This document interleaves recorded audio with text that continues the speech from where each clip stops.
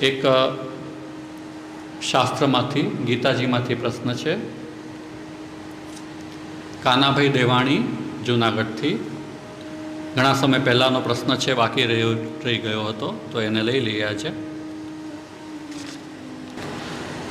ગીતાજીના 3જા અધ્યાય શ્લોક 13 આ શ્લોકનો સાચો ભાવાર્થ શું હોઈ શકે એવું કાનાભાઈ પૂછી રહ્યા છે। શ્લોક છે,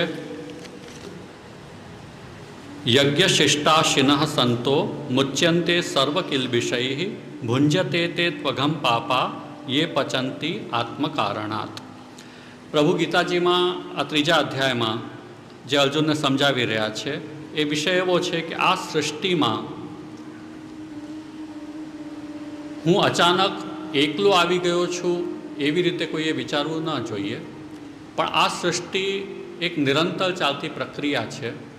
એ નિરંતર ચાલતી પ્રક્રિયામાં મારું આ એક કાલમાં એક પ્રકારથી મારું અસ્તિત્વ છે, પણ એ સમષ્ટિનો જ એક ભાગ છે, એ રીતે એને સમજવાનું છે।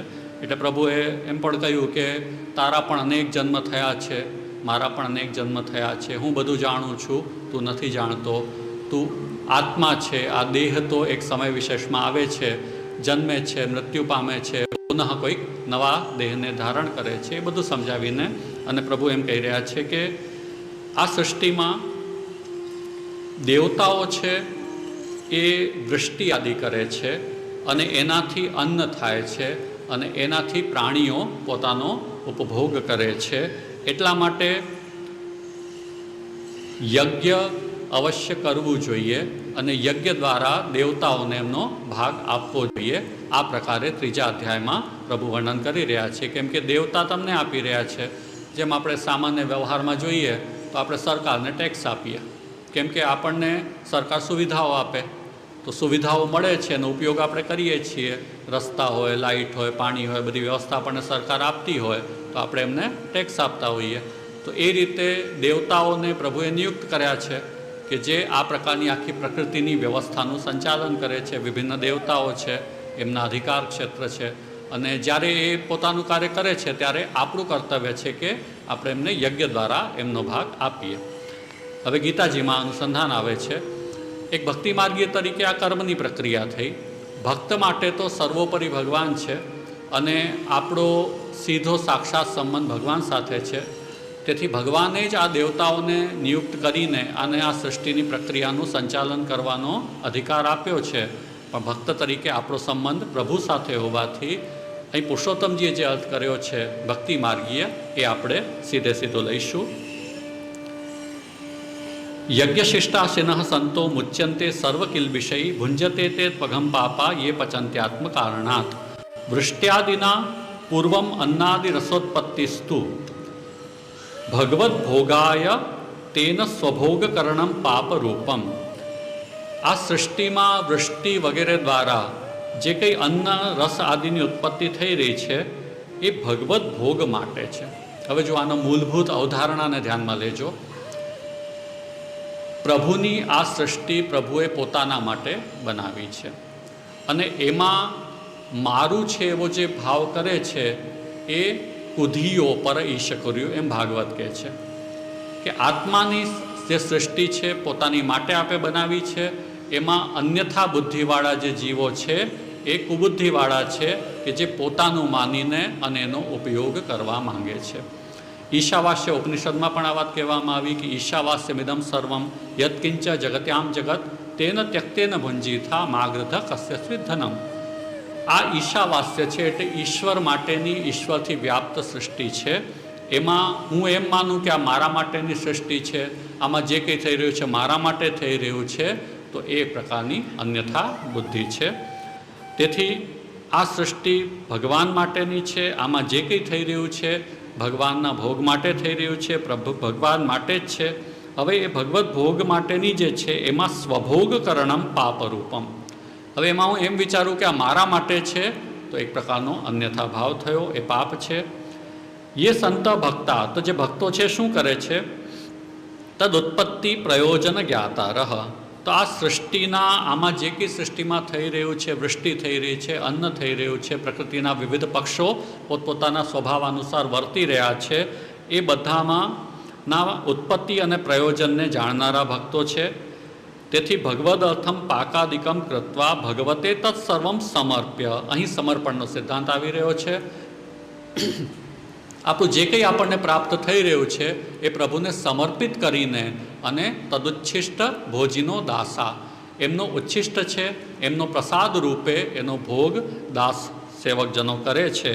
એ જે ભાગવતનો સિદ્ધાંત છે અહીં કહેવાઈ રહ્યો છે. ભગવાન માટે જ પાક વગેરે કરીને, સામગ્રી સિદ્ધ કરીને, ભગવતે તત્સર્વમ સમર્પ્ય, ભગવાનને બધું સમર્પિત કરીને, તદુપભોક્ત અવશિષ્ટ ભોજિન, તેમના દ્વારા ઉપયોગ કરાયેલ જે છે, જેમાં જે બચેલું છે એ પ્રસાદ રૂપે તેનો ભોગ કરે છે.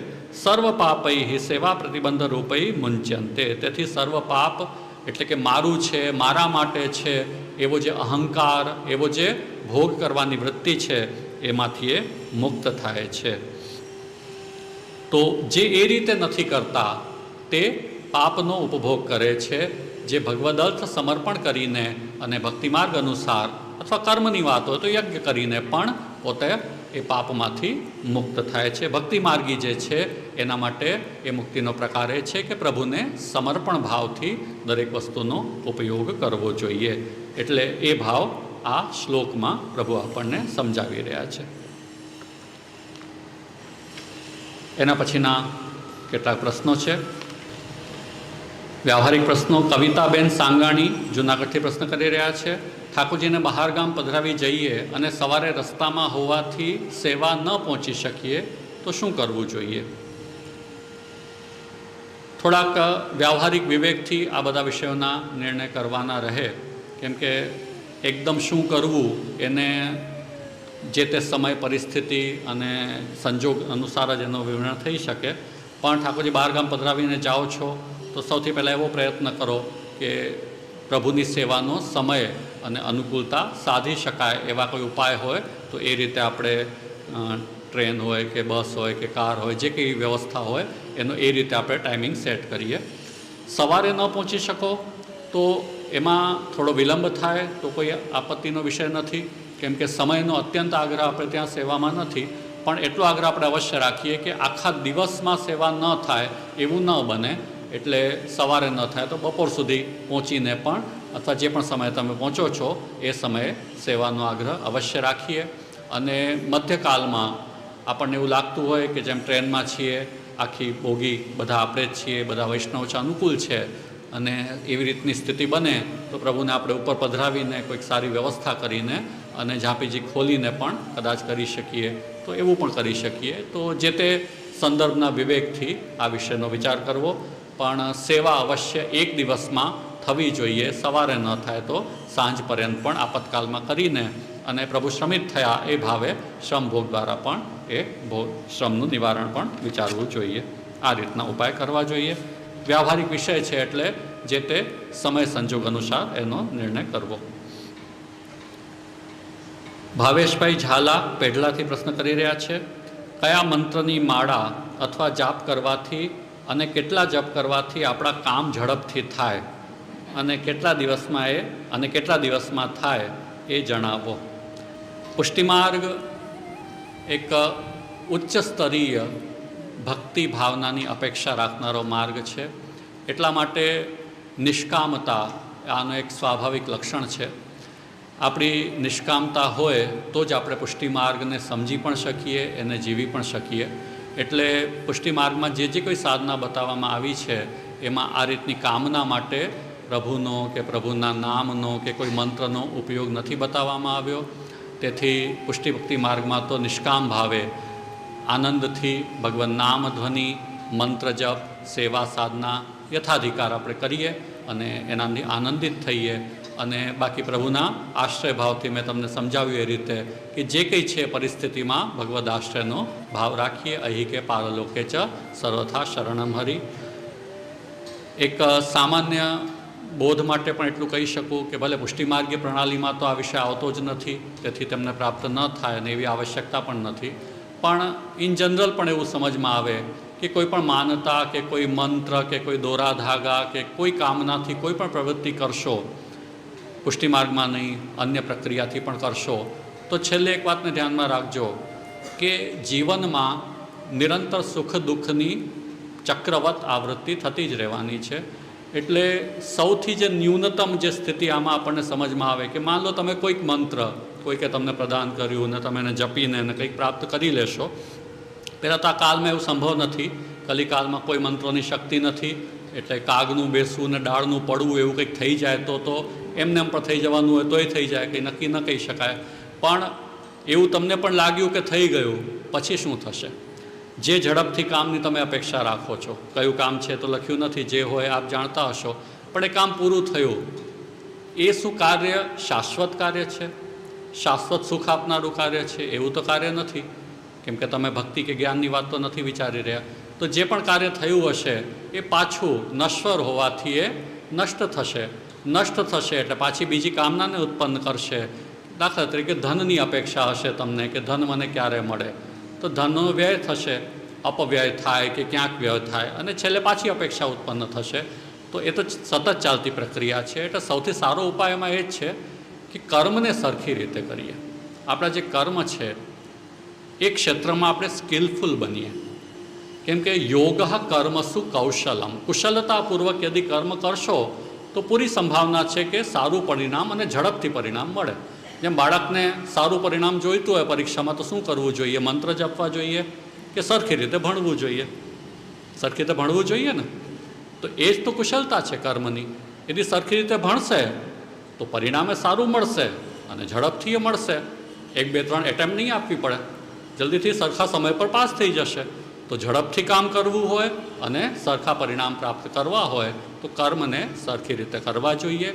આપણી યોગ્યતાને જે ક્ષેત્રમાં તમે કાર્ય કરતા હો એમાં યોગ્ય બનવું, એના માટે પ્રયત્ન કરવા, એની માટે અભ્યાસ કરવો, એના માટે અનુભવ પ્રાપ્ત કરવો અને પછી કર્મને સારી રીતે કરીશું તો પછી એના કર્માનુરૂપ સારા પરિણામ પણ અવશ્ય પ્રાપ્ત થશે. અને બાકી બધી પરિસ્થિતિમાં ભગવદ આશ્રયનો ભાવ રાખો. કોઈ મંત્ર કે માળા કે જપ કે દોરા ધાગા કે એવા કોઈ ચક્કરમાં કોઈ કામનાની પૂર્તિ માટે ન પડો. એનાથી કોઈ લાભ એ અંધશ્રદ્ધાથી આજના કાળમાં તો વિશેષ કરીને નહીં જ પ્રાપ્ત થાય, ભટકતા થઈ જશો. એના કરતાં સ્વસ્થ રહો, શાંત રહો, સ્વકર્મપરાયણ રહો અને ભગવદ આશ્રયથી પોતાના જીવનને આનંદમાં જીવો. એના પછી પ્રશ્ન છે કણજાથી વાસુ પીઠડિયા, આપણે ત્યાં ફક્ત અષ્ટાક્ષરની સેવા કરવી હોય તો કેવી રીતે કરી શકાય તથા તેનું શું ક્રમ હોય? અષ્ટાક્ષરની સેવા જેવો તો કોઈ વિષય નથી. અષ્ટાક્ષર નિત્ય સ્મરણ કરવું એવું શ્રી વલ્લભ આજ્ઞા કરે છે. તસ્માત સર્વાત્મના નિત્યમ શ્રી કૃષ્ણ શરણમ મમ વદદ્ભિરેવ સતતમ સ્થેયમિત્યેવમેમતિ. એટલે કે અષ્ટાક્ષર શબ્દશઃ પણ અને એની ભાવનાનું પણ હંમેશા સ્મરણ રાખીએ. ભગવદાશ્રય ઐહિકે પારલોકે છે, હંમેશા આલોક સંબંધિત પ્રત્યેક પ્રવૃત્તિ પ્રત્યેક પ્રસંગ એમાં પણ ભગવત શરણાગતિનો ભાવ રાખવાનો છે. તેથી અષ્ટાક્ષરનું નિત્ય સ્મરણ, અને નિત્ય સ્મરણ માટે કોઈ જપનો પ્રકાર આપણી પરંપરામાં પણ છે તો આપણે યથાયોગ્ય યથા સામર્થ્ય માલાના જપ દ્વારા પણ અષ્ટાક્ષરનું જપ પણ કરી શકીએ છીએ. તો સેવાનો બીજો કોઈ વિશેષ ક્રમ નથી. અષ્ટાક્ષરની સેવાનો યદિ કોઈ સંદર્ભ સમજવો હોય તો આશ્રય ભાવ. અષ્ટાક્ષરની સેવા એટલે શું? ભગવદ આશ્રયનું અનુસંધાન રાખવું. તો ભગવદ આશ્રયના ભાવથી વિશેષ ભક્તિભાવમાં આગળ વધો એવી રીતે આને સમજવું જોઈએ. એના પછી રમાબેન શાહ જૂનાગઢથી પ્રશ્ન કરે છે, વૈષ્ણવ યમુના પાન અને યમુના સ્નાન બંને કરી શકે? બંને ક્રમ પ્રાપ્ત છે. યમુનાજી આપણા માટે પાન અને સ્નાન બંને દ્વારા આપણને યમુનાજીનું અનુસંધાન, યમુનાજીની સન્નિધિ પ્રાપ્ત કરી શકીએ છીએ. ઘણા બધા કીર્તનના અનુસંધાન પ્રાપ્ત થાય છે. તિહારો દરસ હો પાઉં શ્રી યમુનાજી, દિન 10 5 રહું શ્રી ગોકુલ, ઠકુરાની ઘાટ નહાઉં. આવે છે ને, ઠકુરાની ઘાટમાં હું ત્યાં રહું, 10 5 દિવસ રહું અને સ્નાન કરું.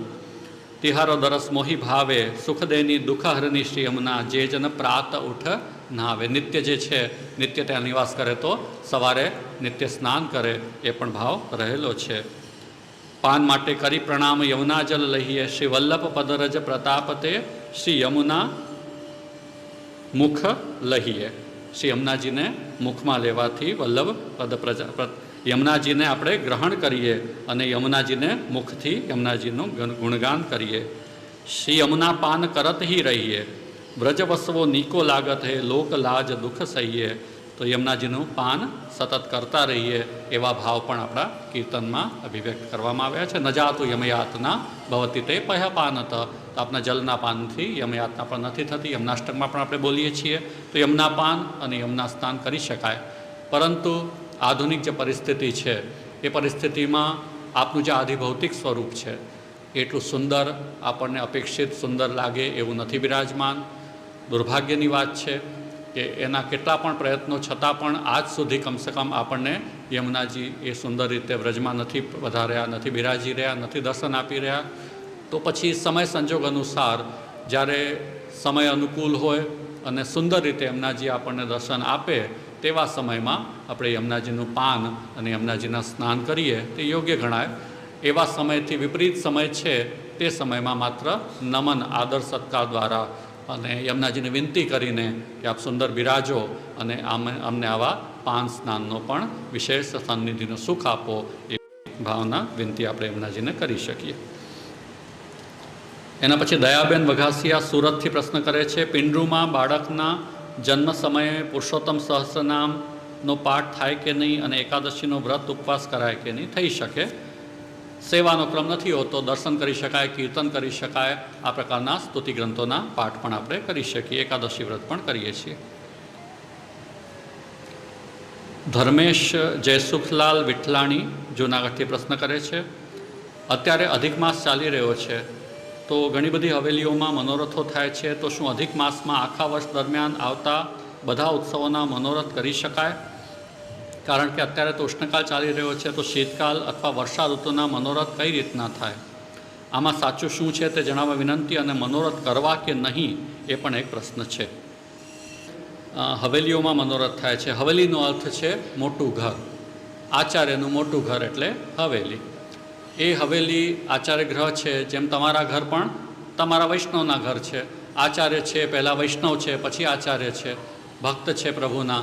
તેથી મોટા ઘરમાં રહે છે તો પ્રભુ પણ એમની સાથે એમના ઘરમાં બિરાજે છે. તો એ રીતે હવેલીને પહેલાં આપણે સમજવાનું છે. અને આચાર્ય પોતાના ઘરમાં મનોરથ કરે અધિક માસ છે તો. હવે અધિક માસનો ક્રમ એવો છે કે અધિક માસ આપણી જે સેવા રીતનો ક્રમ છે એમાં પ્રાપ્ત નથી થતો. 12 મહિનાનો સેવા ક્રમ છે, એમાં પ્રત્યેક દિવસના વસ્ત્ર, શૃંગાર, આ વિશેષ કોઈ ક્રમ હોય તો એ બધું સામગ્રી વગેરે પણ લખેલા હોય. હવે વચ્ચે અધિક માસ આવ્યો તો એ ક્રમ એમાં નથી. એ સ્થિતિમાં એક પરંપરા એવી થઈ, કરવું શું એ પ્રશ્ન ઉપસ્થિત થયો. તો કરવામાં કંઈક વિશેષ કરીએ તો શું વાંધો, એ ભાવનાથી એ સમયમાં આપણે વિશેષ મનોરથનો કોઈક પ્રકાર પ્રારંભ થયો હોય. કોઈ અન્યથા વાત નથી, બહુ સારી વાત છે કે જેમ વેકેશન આવે તો કંઈક વિશેષ કરો કે નહીં, બહાર ફરવા જઈએ, બધું કરીએ કે એક વેકેશનનો ટાઈમ છે, ભણવાનો ક્રમ નથી તો ભણવામાંથી બાળકોને થોડા ફ્રી ટાઈમ મળ્યો તો શું કરવું? જ્યારે નિયમથી ચાલી રહ્યું છે એમાંથી વચ્ચેથી નીકળાતું નથી, એ તો ક્રમ છે, અનુસાર બધું ચાલવું પડે. સવારે ઉઠીને બાળકોને તૈયાર કરો, સ્કૂલ જાય, બધું કરીએ. વેકેશન આવ્યું એટલે બધાને વિચાર આવે કે હવે ફરવા જઈએ. તો એ રીતે એક એવો વેકેશન આવે છે કે જેમાં કોઈક સેવાનો ક્રમ નથી, તો એ સમયમાં કંઈક વિશેષ કરવામાં કોઈ આપત્તિ નથી. ફરવા જવું અનિવાર્ય છે તો નથી અનિવાર્ય, ઘરે પણ રહો તો કંઈ વાંધો નથી, ચાલે ને. વેકેશનમાં બધા જવું જ પડે એવું કમ્પલસરી તો ન હોય ને. એમ અધિક માસમાં મનોરથ કરવા જ પડે એવું કોઈ કમ્પલ્સન પણ નથી. ઈચ્છા હોય કરો છો, એવો સમય આવ્યો છે વચમાં અવકાશ રૂપે કે જેમાં કંઈક ઈચ્છા છે 30 દિવસ કરો એવું પણ જરૂરી નથી. 2, 4, 5 મનોરથ ક્યારેક ઈચ્છા થઈ તો કર્યા એવું એ થઈ શકે છે. એટલે હવે જે લિસ્ટ બનીને જાહેરાત કરીને 30 દિવસ અને એમાં મનોરથીઓ નોંધાવો અને પ્રભુના સુખાર્થે મનોરથ થાય છે, એ બધો તો ભ્રમ છે, એ તો પાખંડ છે. મનોરથ એવી રીતે થાય નહીં. એક તો જાહેરાતની કોઈ વિષય જ નથી મનોરથ. આપણને પ્રભુનો મનોરથની ઈચ્છા થઈ, આપણે જાણીએ, આપણા પ્રભુ જાણે, આપણો જે પરિવાર છે એ જાણે, નિકટના વૈષ્ણવ કદાચ સંયુક્ત હોય તો એ જાણે. એના સિવાય કોઈ એવો વિષય નથી કે જેમાં આપણે કોઈ આવી જાહેરાત કરીએ. અને અનિવાર્યતાનો કોઈ પ્રસંગ નથી, ન મનોરથથી નોંધવાનો પ્રસંગ પણ નથી. જેમ તમે તમારા ઘરે મનોરથથી ન નોંધી શકો એમ આચાર્ય પણ ભક્ત રૂપે જ મનોરથ કરશે, તો અમે પણ અમારા ઘરે એવા કોઈ મનોરથથી ન નોંધી શકીએ. સહજ રીતે મનોરથ કરવા હોય તો થઈ શકે છે. એક આ વિષય. એના પછી ઉષ્ણકાલચાર્યો છે, તો શીતકાલ અથવા વર્ષા ઋતુના મનોરથ થઈ શકે? ન કરવા જોઈએ. ઉષ્ણકાલ છે તો એને અનુરૂપ જ મનોરથ કરવા જોઈએ. એક તો આપણી ભક્તિ ભાવનાને અનુરૂપ અને એક કાલને અનુરૂપ. આ બે વિષયને ધ્યાનમાં રાખીએ. ભક્તિ ભાવનાથી વિપરીત હોય એવા મનોરથ ન થઈ શકે. જેમ નાગદમનનો મનોરથ ન થઈ શકે, કેમ કે આપણી સેવાક્રમમાં પણ નાગદમનને આપણે કોઈક સેવાક્રમ કે ભક્તિ ભાવનાને અનુરૂપ નહીં સ્વીકારીએ. નાગદમન તો પ્રભુની લીલા છે, એનું અવગાહન થાય, એનું ચિંતન થઈ શકે, એનો ભાવ પક્ષ વિચારી શકાય, પણ સેવામાં તો એ પક્ષને આપણે નહીં સ્વીકારીએ ને, કેમ કે બધા જે વ્રજભક્તો છે એ ઉદ્વિગ્ન થયા પ્રભુની એ લીલા જોઈને, તો પ્રભુને એવો શ્રમ થાય એવી કોઈ લીલાનું મનોરથ ન થઈ શકે. તો નાગદમન જેવી લીલાનું મનોરથ ન થાય, કેમ કે ભક્તિભાવથી વિપરીત લીલા થાય છે. અને ભક્તિભાવથી લીલા એ અર્થમાં વિપરીત નથી, એ તો પ્રભુની જ લીલા છે, પણ આપણા સેવા અને ભક્તિભાવના સંદર્ભમાં પ્રભુની પાસે આપણે એવી અપેક્ષા નહીં રાખીએ કે પ્રભુ નાગદમનની લીલા કરો. જેમ યશોદાજી, નંદરાયજી, વ્રજભક્તોએ એવી ઈચ્છા ન કરી કે આપ કૂદો અને નાગનું દમન કરો, આપ અસુરનો સંહાર કરો. તો એ પ્રકારની કોઈ લીલાનું સેવામાં આપણે અનુસંધાન ન કરી શકીએ. તો એવા મનોરથ નહીં કરવાના. અને સાથે સાથે કાલ છે એના અનુરૂપ જ હોવું જોઈએ. એટલે દીપમાલિકા કે લાલ ઘટા એ પ્રકારના મનોરથો આ ઉષ્ણકાલમાં રુચિકર નથી, પ્રભુને સોહાય એવા નથી, તો એ પણ ક્રમ ન કરવો જોઈએ. અને સિદ્ધાંત વિપરીત પણ ન હોવું જોઈએ. એટલે મનોરથો નોંધીને પણ આ ક્રમ ન થઈ શકે. સહજ ભક્તના મનોભાવની અભિવ્યક્તિ રૂપે જ માત્ર મનોરથ થાય. એને પણ અનિવાર્ય ન બનાવો. માથે ઉદ્વેગ કરીએ કે અધિક માસ છે ને કંઈ થતું નથી ને કરવું જ પડશે, અને બીજા વૈષ્ણવ તો આટલું કરે છે અને અમે આટલું નથી કરતા, એવો કોઈ વિષય નથી. સહજતાથી સેવા છે અને સહજ રીતે જેટલું થાય એનો આનંદ આપણને મળે એટલો જ ક્રમ કરવો જોઈએ. હવે એક હર્ષ વસોયા રાયડી અમદાવાદથી પ્રશ્ન કરી રહ્યા છે. મારા લગ્ન થોડા સમય પછી થવાના છે. હું અને મારી થનાર ધર્મપત્ની બંનેને શ્રીજી પ્રભુની ભક્તિ, સેવા અને સત્સંગ પ્રત્યે ખૂબ જ આસક્તિ અને પ્રેમ છે. અમે બંને ઈચ્છીએ છીએ કે ગ્રહસ્થ જીવન જીવતા જીવતા પણ પ્રભુને જીવનનું કેન્દ્ર બનાવી શકીએ. પરંતુ અમારા આસપાસના ઘણા લોકોનો એવો મત છે કે જો કોઈ વ્યક્તિ પ્રભુ ભક્તિમાં વધુ રસ રાખે તો તે પોતાના લગ્ન જીવન, પરિવાર તથા ભવિષ્યમાં થનાર સંતાનોની જવાબદારીઓ યોગ્ય રીતે નિભાવી શકતા નથી. એટલે કે ભક્તિ અને ગ્રહસ્થ ધર્મ બંને સાથે સારી રીતે ચાલી શકતા નથી. તો આપશ્રીને નમ્ર વિનંતી છે કે આવા લોકોને શાસ્ત્રોક્ત રીતે અને સરળ ભાષામાં કેવી રીતે સમજાવી શકાય કે સાચી પ્રભુ ભક્તિ વ્યક્તિને પોતાની જવાબદારીઓથી દૂર નથી કરતી, પરંતુ તેને વધુ સારી રીતે નિભાવવાની શક્તિ અને સમજણ આપે છે. આપશ્રી આ વિષયમાં માર્ગદર્શન, આશીર્વચન આપશો. પહેલાં તો ખૂબ ખૂબ શુભકામના, આશીર્વાદ. આપના લગ્ન થવાના છે અને સાથે સાથે આપ બંનેનો એવો ભાવ છે કે ભગવત ભક્તિમય આપનું જીવન હોય, તો આવી શુભ ભાવના આપના હૃદયમાં સ્ફુરિત થઈ છે. પ્રભુની ખૂબ ખૂબ કૃપા છે. અને એવું જ સુંદર દાંપત્ય ભવિષ્યમાં આગળ પણ આપને પ્રાપ્ત થતું રહે, એવા જ આપના ગ્રહસ્થાશ્રમમાં આપ આગળ વધો એવી શુભકામના આપું છું. આ વિષયમાં શ્રીમદ ભાગવતમાં ઉદ્ધવજીને પ્રભુએ વર્ણાશ્રમના જે કર્તવ્યો છે એનો બોધ આપ્યો છે. બહુ વિસ્તારથી છે, બહુ વિસ્તારમાં જઈ નહીં શકાય પ્રશ્નોત્તરી રૂપે. તો સંક્ષેપમાં એટલું કહીએ કે પ્રભુએ ગ્રહસ્થાશ્રમ કઈ રીતે જીવવું જોઈએ એનો એક સુવિચારિત બોધ ત્યાં ઉદ્ધવજીને પ્રદાન કર્યો. અને એની પછી એક વાત તો પહેલાં આપણે ધ્યાનમાં રાખવાની છે કે ગ્રહસ્થાશ્રમ જ્યારે આપણે કહીએ છીએ, વિવાહને જ્યારે આપણે સ્વીકારીએ છીએ, ત્યારે વિવાહ સંસ્કારમાં જ આપણે એક સંસ્કૃતિની અવધારણાનો સ્વીકાર કરીએ છીએ. એટલે જેમ પ્રાણીઓમાં હોય છે એવું માત્ર સ્ત્રી પુરુષની આ વિષય નથી, પણ એમાં એક સંસ્કૃતિ છે, એમાં એક સંસ્કાર છે. એમાં સપ્તપદી દ્વારા પણ કેટલાક સંકલ્પો લેવામાં આવે છે. એમાં ધર્મનિષ્ઠાનો પણ સંકલ્પ છે. ધર્માનુકૂળ અમારું જીવન હશે, એમાં આધિદૈવિક ભાવનાઓનો પણ સ્વીકાર છે. એટલે જે એમ કહેતા હોય કે ધર્મનું પાલન કરશો કે ભક્તિનું પાલન કરશો તો તમે ગ્રહસ્થ જીવન નહીં જીવી શકો, તો સૌથી પહેલાં તો એ ગ્રહસ્થ જીવનનો જ નિષેધ કરી રહ્યા છે. કેમ કે ગ્રહસ્થ એ જે સંસ્કાર છે, પછી વિધિની શી આવશ્યકતા છે? જ્યારે સંસ્કારની વિધિ કરીએ છીએ ત્યારે આ જ બધાનો સ્વીકાર છે. તો જ્યારે તમે વિધિ વિધાન કરો છો વિવાહની અને પછી કહો છો કે આવું કરવા વિપરીત થશે, તો હકીકતમાં તમે વિધાન સાથે જ કોઈક વિરોધી ભાવ રાખી રહ્યા છો. કે જ્યારે તમે શાસ્ત્રાનુકૂળ વિવાહ કરી રહ્યા છો ત્યારે આ બધી વાતોનો સ્વીકાર છે કે અમારું ગાર્હસ્થ્ય, અમારું દાંપત્ય ધર્માનુકૂળ હશે, એમાં દેવની પ્રતિષ્ઠા પણ હશે, એમાં અમારી નીતિમત્તાની પ્રતિષ્ઠા હશે, એમાં પરસ્પરનું સામંજસ્ય પણ હશે, એમાં પરિવારની સાથે જીવવાની વૃત્તિ પણ હશે. આ બધાનો સ્વીકાર અને જવાબદારીઓના પાલન માટેની તત્પરતા પણ હશે. આ બધું સ્વીકાર એ ગૃહસ્થના આપણા સંસ્કાર, વિવાહના સંસ્કારમાં આપણે કરતા જ હોઈએ છીએ. તેથી એ વિવાહ સંસ્કારને સાથે જ આ વિષયને જોશો તો સમજમાં આવશે કે એનાથી બહુ અનુકૂળ આપની વિચારધારા છે, એનાથી જરા પણ પ્રતિકૂળ આપની વિચારધારા નથી. જ્યારે પ્રભુએ ગૃહસ્થાશ્રમનો બોધ કર્યો એના પછી પ્રભુ એમ કહે છે, યસ્ત્વાસક્ત મતિર્ગેહે પુત્ર વિત્તૈ શૃણાતુરઃ સ્ત્રૈણ કૃપણધીર મૂઢો મમાહમિતિ બધ્યતે. હવે જે આ પ્રકારે ગૃહસ્થાશ્રમને નથી જીવતો, માત્ર પોતાની અહંતા, મમતા, વિષયાસક્તિ એને ધ્યાનમાં રાખીને પોતાના જીવનને જીવે છે, એ ઘરમાં, પુત્રમાં, વિત્તમાં, એ બધામાં આસક્ત થયેલો, સ્ત્રીપરાયણ, કૃપણ, લોભી, દરેક વસ્તુ મારી માટે છે, વૃત્તિવાળો, મમ અહમિતિ બધ્યતે, એ પોતાની અહંતા અને મમતામાં બંધાઈ જતો હોય છે.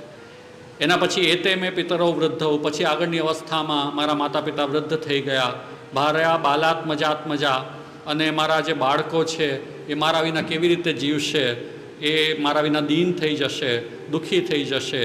એવમ ગ્રહાશયા ક્ષિપ્ત હૃદય મૂઢ અધીરયમ. એ રીતે ગ્રહાશયમાં જ જેમનું હૃદય આક્ષિપ્ત છે એ પ્રકારનો મૂઢ બુદ્ધિવાળો થઈ જાય છે. અતૃપ્તા, જીવનભર અતૃપ્ત રહે છે, અસંતુષ્ટ રહે છે. તાન અનુધ્યાયન, સતત એનું જ વિચાર કરતો રહે છે, મારું શું થશે, મારા ઘરનું શું થશે, મારી પત્નીનું શું થશે, મારા બાળકોનું શું થશે. એ ચિંતામાં જ પોતાનું જીવન વ્યતીત કરે છે. અને એનાથી એ આ જીવનમાં પણ સંતોષ નથી પ્રાપ્ત કરતો, એનાથી એ આગલા જીવનમાં પણ સંતોષ કે કોઈ દિવ્ય એની ગતિ નથી થતી. આ રીતે પ્રભુએ સમજાવ્યું છે. એટલે એક સમન્વિત દ્રષ્ટિ એ ખૂબ મહત્ત્વની વાત છે. માત્ર વિષય તરીકે જ કોઈ પણ વ્યવસ્થાને જોશો તો હંમેશા જીવન અતૃપ્ત, અસંતુષ્ટમાં રહેશે. એના કરતાં ભગવદાશ્રય ભાવ, ભક્તિભાવ એને यदि કેન્દ્રમાં રાખશો, અને એનો અર્થ એ નથી જ કે આપણે આપણા કર્તવ્યનો નિર્વાહ નહીં કરીએ, ઉલટાના આપણા કર્તવ્યનો નિર્વાહ બહુ સારી રીતે થશે. આપણા બાળકોની પ્રત્યેની આપણી જવાબદારીનો નિર્વાહ પણ આપણે વધારે સારી રીતે કરીશું. આપણા બાળકોને આપણે સંસ્કાર પણ સારી રીતે આપીશું. માત્ર એમને પણ વિષયાસક્તિના જ સંસ્કાર આપશો તો એ પણ ક્યારે પણ વિપરીત થશે, તો એને પકડવાવાળું, એને કેન્દ્રમાં સ્થાપિત કરવાવાળું કોઈ નહીં મળે. એટલા માટે આપણી ભક્તિ, આપણી ધર્મનિષ્ઠા, આપણી નીતિમત્તા એ જ આપણને જોડનારું પરિબળ છે. તેથી ગૃહસ્થાશ્રમની ધુરી છે, કેન્દ્ર છે, અને એનાથી જ આપણો આખો પરિવાર જોડાયેલો રહી શકે છે. એ ભાવના ઉત્તમ ભાવના છે, અને એ ભાવના નહીં કેળવો તો હંમેશા દુઃખની અનુભૂતિ, અસંતોષની અનુભૂતિ, અધિક લાલસા, જે પ્રાપ્ત છે એનો સંતોષ નહીં, એની પ્રસન્નતા નહીં, અને આપણામાં એ હશે તો આપણા બાળકોમાં પણ એ સંસ્કાર આવશે. એના કરતાં આપણે એ પ્રકારની ભક્તિ ભાવનાથી આપણા જીવનને જીવીએ એ ઉત્તમ ભાવ છે. મહાપ્રભુજી તો સ્પષ્ટ આજ્ઞા કરે છે કે ગૃહસ્થનું ભક્તિ માર્ગમાં તો ખૂબ મહત્ત્વ છે. બ્રહ્માનંદે પ્રવિષ્ટાનામ આત્મનૈવ સુખપ્રમા સંઘાતસ્ય વિલીનત્વાદ ભક્તાનાં તુ વિશેષતઃ સર્વેન્દ્રિયૈ તથા ચાંતકરણૈરાત્મનાપી બ્રહ્મભાવાત્વ ભક્તાનામ ગ્રહ એવ વિશેષ્યતે. બ્રહ્મભાવરૂપી મુક્તિ કરતાં પણ ઘરમાં પ્રભુ બિરાજતા હોય, અથવા ભગવદ્ ભાવ હોય અને ભગવદ્ ગુણાનુવાદ થતા હોય, એ જે ગૃહસ્થાશ્રમ છે એ મુક્તિ કરતાં પણ શ્રેષ્ઠ છે. ભાવને હૃદયમાં ધારણ કરશો, બાકી બધું પ્રભુ કૃપાથી અનુકૂળ જ થશે. સંતાનો પણ શ્રેષ્ઠ જ બનશે. આપણું જે પણ કોઈ આ કાર્યક્ષેત્ર છે એમાં પણ આપણે સારામાં સારા પરિણામ અવશ્ય લાવી શકીશું. એટલે એમાં કોઈ ચિંતા નહીં કરો. તમને તો ચિંતા નથી, પણ તમારી આસપાસમાં એવા લોકો છે જે તમને સમજાવતા હોય, તો એમને પણ કદાચ સમજાવી શકો તો સમજાવજો, ન સમજાવી શકો તો આપના ગ્રહસ્થ આશ્રમના વ્યવહાર દ્વારા પણ આજની તો કાલ એમને પ્રત્યક્ષથી પણ અનુભવ થશે કે આપનું શ્રેષ્ઠ જીવન અનેક માટે પ્રેરણા બને. એવી શુભકામના આપું છું. આજે આપણા ગુરુકુલના બાળકો પણ અહીંયા બેઠા છે, તો એમને પણ સુસંસ્કૃત શિક્ષણ દ્વારા આપણે એ જ ભાવનું પોષણ કરી રહ્યા છે. એમનામાં ભક્તિભાવ, એમનામાં પણ નીતિમત્તાનો બોધ યદિ એ ગ્રહણ કરશે, અને એનો અર્થ શું થયો, ગુરુકુલમાં આવીને બાળક એવું બને તો શું આપણા ઘરમાં ન બનવું જોઈએ? આપણા ઘરમાં પણ એ જ વાતાવરણ, એ જ સંસ્કાર એ બાળકને આપવાના જ છે.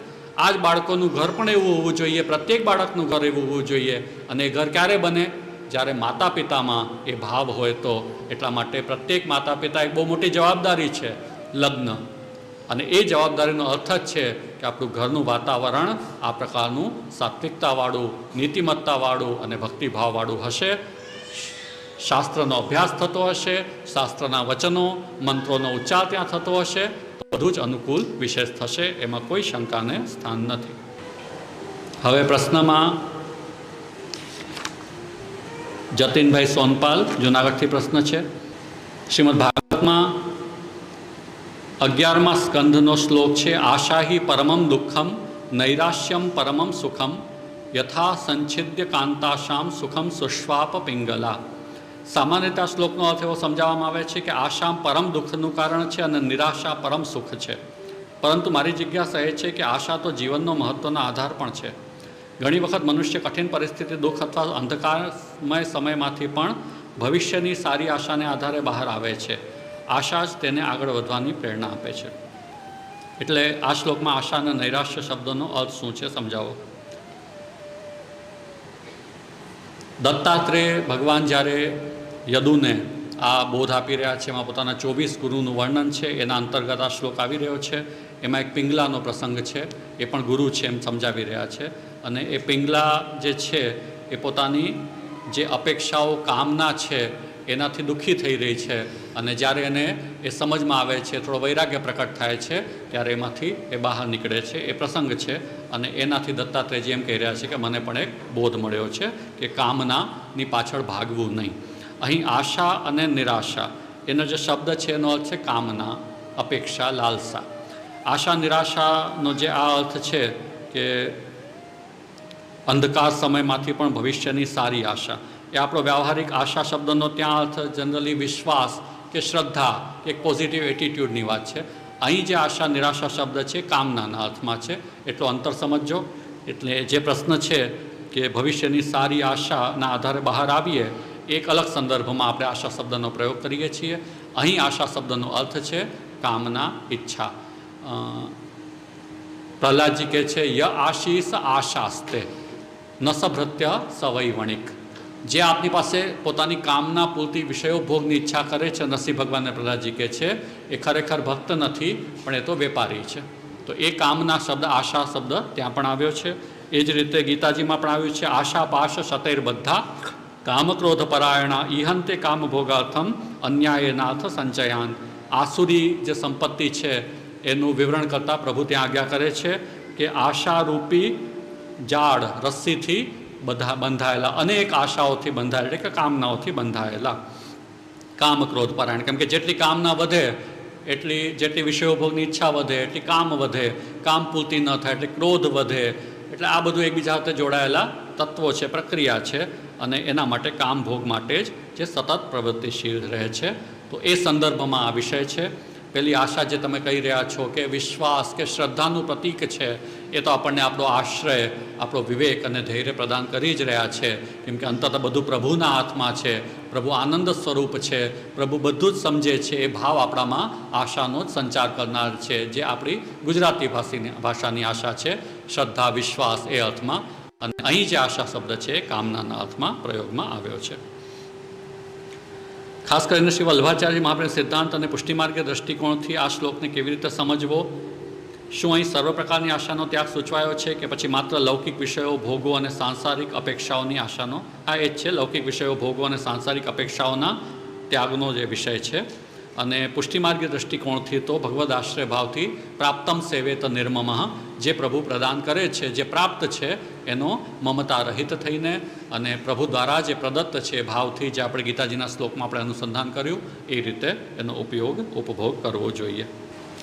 જો આશાહી પરમમ દુઃખમ એ શ્લોકમાં લૌકિક વિષયો અને સાંસારિક અપેક્ષાઓની આશાનો ત્યાગ સૂચવાયો હોય, તો શું ભગવાન પાસેથી અલૌકિક પ્રાપ્તિઓ જેવી કે કૃપા, દર્શન, ભાવવૃદ્ધિ, સેવામાં રસ વગેરેની આશા રાખવી યોગ્ય ગણાય? કારણ કે ભગવાન તો સ્વતંત્ર અને સ્વેચ્છામય છે. ઘણી વખત ભક્તની અલૌકિક અભિલાષા પણ તરત પૂર્ણ નથી થતી. અથવા ભગવાન ભક્તની ઈચ્છા પ્રમાણે વર્તતા નથી, આવી સ્થિતિમાં જો ભક્ત કોઈ વિશેષ અલૌકિક પ્રાપ્તિની આશા રાખે અને તે પૂર્ણ ન થાય તો શું ત્યાં પણ આશા પરમ દુઃખનું કારણ છે એવો સિદ્ધાંત લાગુ પડે? ભક્તિ માર્ગીય यदि કોઈ અભિલાષા છે અને એ પ્રભુ પૂર્ણ નથી કરતા તો સંયોગ વિપ્રયોગનો સિદ્ધાંત પણ આપણે ત્યાં બહુ સુંદર છે. એટલે વિપ્રયોગનું દુઃખ પણ અંતતઃ આનંદાત્મક જ હોય છે. એમ કોઈક ભક્તિ સંબંધી અલૌકિક ઈચ્છા છે તો પહેલી વાત તો આપણે એટલું સ્વીકારીને ચાલીએ છીએ કે લૌકિક દુઃખમાંથી આપણે ઉપરની વાત કરી રહ્યા છે, એટલે આપણને લૌકિક દુઃખની આ ચર્ચા નથી.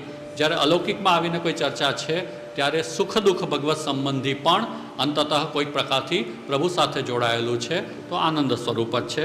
એટલે વિપ્રયોગ પણ પ્રભુનો કોઈક સંદર્ભમાં થતો હોય તો એ પણ રસ, જે દ્વિદલાત્મક રસ છે એનો જ કોઈક અનુભાવ છે. તો તે રીતે એનો વિચાર થવો જોઈએ. આ જે વિષય છે એની સાથે એને કોઈ સંબંધ નથી. કેમ કે આજે દત્તાત્રેયજી કહી રહ્યા છે એમાં ભક્તિને કેન્દ્રમાં રાખીને જ આ ચર્ચા ચાલી રહી છે કે ભગવત ભક્તિ તો પ્રધાન છે જ, અને પ્રભુ તેટલી જ ઉદ્ધવજીને એ ઉપદેશ પણ આપી રહ્યા છે.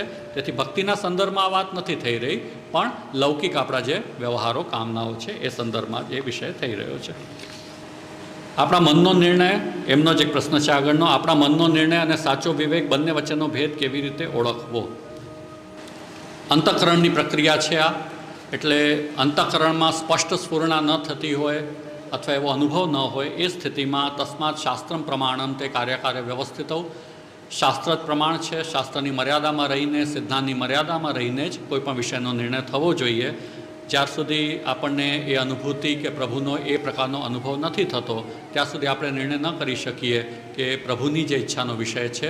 અને એટલા માટે દૈહિકાત ભિન્ન આપણને આપણી લૌકિક કામનાની પૂર્તિ રૂપે કોઈક વ્યવહારને આપણે પ્રભુના નામે કરતા હોઈએ ત્યારે સમજી જવું કે કોઈક પ્રકારથી આપણે અન્યથા વિચારી રહ્યા છીએ, આપણી મનની કલ્પનાને પ્રભુના નામ પર કરી રહ્યા છીએ. તે સ્થિતિમાં શાસ્ત્રના પ્રામાણ્યના વિવેકથી જ નિર્ણય થવો જોઈએ.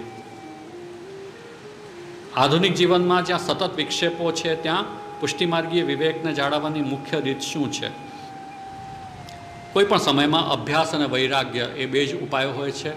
જે વિષયને પ્રાપ્ત કરવું છે એનો નિરંતર અભ્યાસ થતો રહે, વાચા ચપરી કીર્તયત, એ રીતે બોલતા રહીએ, એ રીતે કાયાથી અને એ રીતે મનથી, ચિત્તમાં પણ એનું અનુભવન થતું રહે અને એનાથી વિપરીત જે વિચારો છે એના પ્રત્યે આપણે વૈરાગ્ય કેળવતા રહીએ. શ્રી મહાપ્રભુના મતમાં વિવેકનું અંતિમ સ્વરૂપ શું છે? શું તે બુદ્ધિનો વિષય છે કે કૃપાથી પ્રગટ થતો અનુભવ? ખૂબ સુંદર આ વિવેચન પણ છે અને પ્રશ્ન પણ છે. વિવેકનું અંતિમ સ્વરૂપ શું છે? બુદ્ધિનો વિષય કે કૃપાથી પ્રકટ થતો અનુભવ?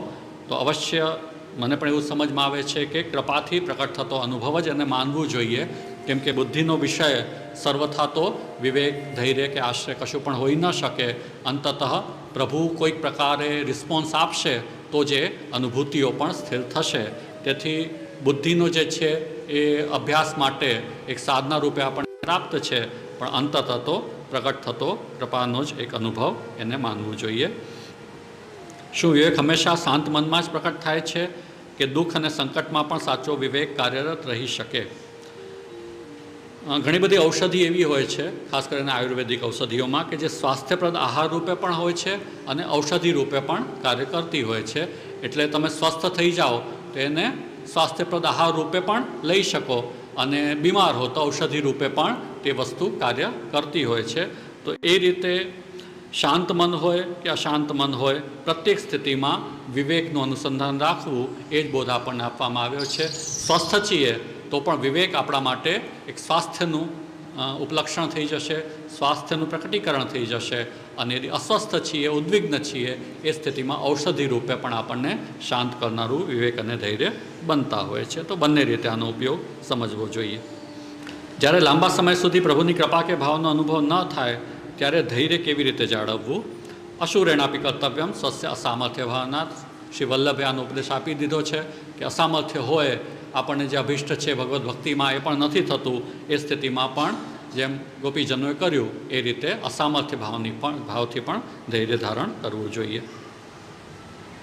વિપરીત સંજોગો ભગવાનની ઈચ્છા છે કે આપણા કર્મનું ફળ અને ધૈર્ય કઈ રીતે રાખવું? ભગવાનની ઈચ્છા અને આપણા કર્મનું ફળ એમ તો બહુ એકબીજા સાથે જોડાયેલા જ વિષયો છે આપણી દૃષ્ટિએ તો. કેમ કે આપણા કર્મ પણ ભગવદ્ ઈચ્છાનો જ વિષય છે, એનું ફળ પણ ભગવદ્ ઈચ્છાનો જ વિષય છે. તો જ્યારે આપણને એવું લાગે કે આપણે આપણા કંઈક દોષ થયા છે અને કંઈક સમસ્યા થઈ રહી છે જે આપણને નથી ગમતી, તો એ પ્રભુની ઈચ્છા પર લઈ જવા કરતાં કર્મફળ પર લઈ જવું એ આપણી ભક્તિની ભાવનાને અનુરૂપ લાગે ત્યારે આપણે એને કર્મફળ કહી દેતા હોઈએ છીએ. અને આપણને વિવેક હોય તો કર્મફળ પણ અંતતઃ તો ભગવદ ઈચ્છાનો જ વિષય છે. અને કોઈક પ્રતિકૂળ પણ આપણને મળે છે, એનાથી પ્રભુ પર આપણને કોઈ દોષારોપણની ઈચ્છા ન થતી હોય તો એને ભગવદ ઈચ્છા માનવામાં જરાય વાંધો નથી.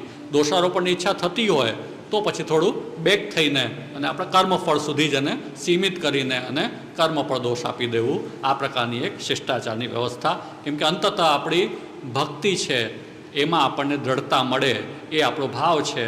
તેથી કર્મફળ હોય કે ભગવદ ઈચ્છા હોય એ સ્તર છે કે જે સ્તરથી આખી વ્યવસ્થા ચાલી રહી છે. ભગવદ ઈચ્છાથી કર્મ અને કર્મફળ પણ અંતતઃ ભગવદ ઈચ્છાનો જ વિષય છે. એના પછી પ્રશ્નો બધા આસપાસના જ છે. આપણે એવા યુગમાં જીવીએ છીએ જ્યાં બધું તરત મેળવવાની ટેવ પડી ગઈ છે. આવી પરિસ્થિતિમાં શ્રી મહાપ્રભુના ધૈર્યના ઉપદેશને રોજિંદા જીવનમાં કઈ રીતે જીવવો, આધુનિક જીવનમાં સતત તણાવ, સ્પર્ધા અને અનિશ્ચિતતા વચ્ચે પુષ્ટિમાર્ગીય ધૈર્ય કેવી રીતે જાળવવું, એટલે આજે તો અનિવાર્ય છે, બીજો કોઈ ઉપાય જ નથી. એમ સમજો કલિકાલમાં બીજો કોઈ ઉપાય નથી કે જેનાથી શાંતિ મળે, સ્વસ્થતા મળે. ભગવદ આશ્રય, વિવેક, ધૈર્ય એ જ ઉપાય છે. એટલા માટે પણ અનિવાર્યપણે આ ઉપાયોનું શરણ ગ્રહણ કરવું જોઈએ અને બને એટલું જીવનને થોડુંક ધીરું કરવાનો પ્રયત્ન પણ કરવો જોઈએ. બહુ ફાસ્ટ ચાલે છે જીવન, અને ઘણીવાર એવું હોય કે જીવન એટલે શરીર ફાસ્ટ નથી ચાલતું, શરીર તો શાંતિથી બેઠું છે, મન ચાલી રહ્યું છે, દોડી રહ્યું છે. સતત ઈચ્છાઓ, અપેક્ષાઓ, ભય, આ કરવું છે, આ નથી થતું, આદિ ચિંતનમાં, અને એટલા બધા આપણે થાકી જઈએ, આપણને લાગે કેટલું બધું કામ થઈ ગયું, બાકી એનું બહાર જોઈએ તો કશું ન થયું હોય, એવી સ્થિતિ પણ બનતી હોય છે. એટલા માટે મનને શાંત કરવું એ જ પ્રાથમિકતા છે. શરીર તો પોતાની જે 24 કલાકની રૂટીન છે એમાં જેટલું સમય કરી શકે છે એટલું કાર્ય કરતું જ હોય છે, એનાથી વધારે તમે ન કરે. પણ મન એટલું દોડતું હોય કે આપણને વધારે થાક લાગે છે, તો મનને શાંત કરવાના જ ઉપાયો કરવા જોઈએ. અને એના માટે તો વિવેક, ધૈર્ય, આશ્રયથી વધારે કોઈ સારા ઉપાય હોઈ નથી શકતા. બાકી કર્મ તો પોતપોતાના વિવેકથી દરેક વ્યક્તિ કરતો જ હોય છે. મને લાગે ઘણા બધા પ્રશ્નો આવી ગયા, ઉત્તર પણ લગભગ થઈ ગયા લાગે છે.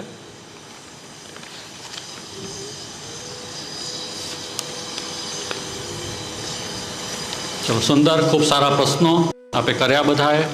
એક હમણાં પ્રશ્ન આવ્યો છે અમદાવાદથી શ્રીકાંત વાઘરિયા, મારા ઘરે થોડા સમયમાં વૃદ્ધિસૂતક આવે એમ છે, ઘરે પ્રભુ સેવાનો ક્રમ છે, મારી પત્ની પાસે મારા મમ્મી રહેશે તો ઉપરના રૂમમાં પ્રભુની સેવા પહોંચી શકું કે નહીં? જવાબ આપી પ્રશ્નનું નિવારણ કરવા વિનંતી. દુઃખના સમયમાં પ્રભુ સેવાથી વિમુખ થવું પડે, કેમ કે આપણે પણ શોક અનુભવતા હોઈએ, પરંતુ જેમની કૃપાથી જ ઘરમાં સારો સમય આવ્યો હોય ત્યારે તેમની જ સેવાથી વિમુખ થવાનું શું કારણ હોઈ શકે? કૃપા કરીને આ વિષય પર પ્રકાશ પાડવા વિનંતી. કારણમાં તો એવું છે કે શાસ્ત્રીય મર્યાદાનો આ વિષય છે. શાસ્ત્ર આપણને આ બંને સ્થિતિમાં એક આશૌચનું નિરૂપણ કરે છે, અને આપણે શાસ્ત્રીય મર્યાદાના પાલનને કારણે આ સ્થિતિ હોય છે કે વૃદ્ધિ સૂતક એટલે કે પિંડરું હોય અથવા મૃતકનું આશૌચ હોય, બંને સ્થિતિમાં આપણને આશૌચ લાગે છે. એટલા માટે કેમ કે સેવાના અંતર્ગત આપણે શાસ્ત્રની મર્યાદાનો પણ સ્વીકાર કર્યો છે, એટલે આ મર્યાદા આપણે પાળતા હોઈએ છીએ. ભાવાત્મક પક્ષમાં તો એ જ વિષય છે કે સંયોગની સાથે વિપ્રયોગ પણ આવશ્યક છે, ઉપયોગી છે. પ્રભુથી દૂર થઈએ છીએ ત્યારે સેવાનો વિશેષ આગ્રહ અને ઈચ્છાઓ પણ જાગૃત થતી હોય છે. એટલે સામાન્ય સ્થિતિમાં કદાચ એટલી સેવાનો આગ્રહ ન થાય, જેટલું બાધક આવે એટલે આપણને વધારે આગ્રહ થાય કે જુઓ અમે દૂર થઈ ગયા પ્રભુથી, અમે સેવા નથી કરી રહ્યા. એટલે ક્યાંક ને ક્યાંક એને એક પોઝિટિવ લાભ આપણને મળતો હોય છે કે એ દિવસોમાં પ્રભુ પ્રત્યેનું વિશેષ આકર્ષણ આપણને ભગવત સેવાનું થાય, તો એ પણ એનો લાભ છે. એટલે વિપ્રયોગ પ્રભુ જ્યારે અનુભૂતિ પરખ તો કરાવે ત્યારે કરાવે, પણ આ પ્રકારની પરિસ્થિતિને કારણે એ પણ પરિસ્થિતિ પ્રભુ જ તો પ્રદાન કરી રહ્યા છે, અને પ્રભુએ જ તો શાસ્ત્રોનું નિરૂપણ કરીને આ બોધ આપ્યો છે.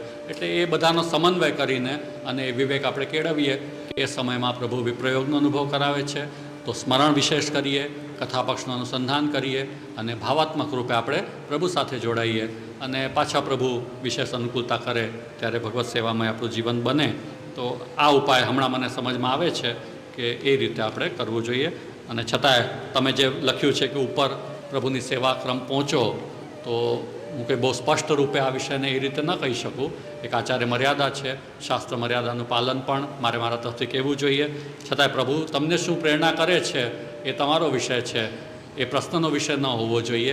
પ્રશ્ન કરશો તો એનો ઉત્તર એ જ છે કે વૃદ્ધિ સૂતકમાં આપણે પ્રભુની સેવાનો ક્રમ આપણને પ્રાપ્ત નથી થતો. આનંદ કરો, એક નવો સેવક પ્રભુનો આપણા ઘરમાં આવ્યો છે એનો આનંદ લો, અને એ સેવક પણ પ્રભુની સેવામાં જલ્દી સન્મુખ થાય અને પ્રભુની સેવામય એનું વ્યક્તિત્વ બને એવી ભાવના સાથે આગળ પણ પ્રભુ સેવામાં વધો એવી શુભકામના આપું છું.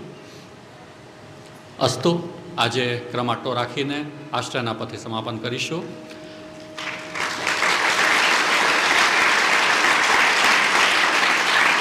ગઢઈન ચરનન કેરો ભરોસો, દ્રઢઈન ચરનન કેરો.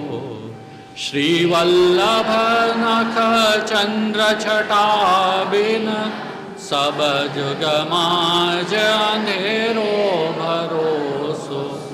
દ્રઢઈન ચરનન કેરો, साधन और नहीं या कली में, जासो हो निवेरो.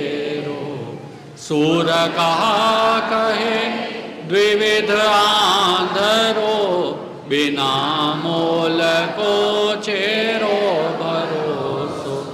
दृढ़ चरणन केरो, दृढ़ चरणन केरो भरोसो. दृढ़ चरणन केरो. श्री वल्लभाधीश की जय.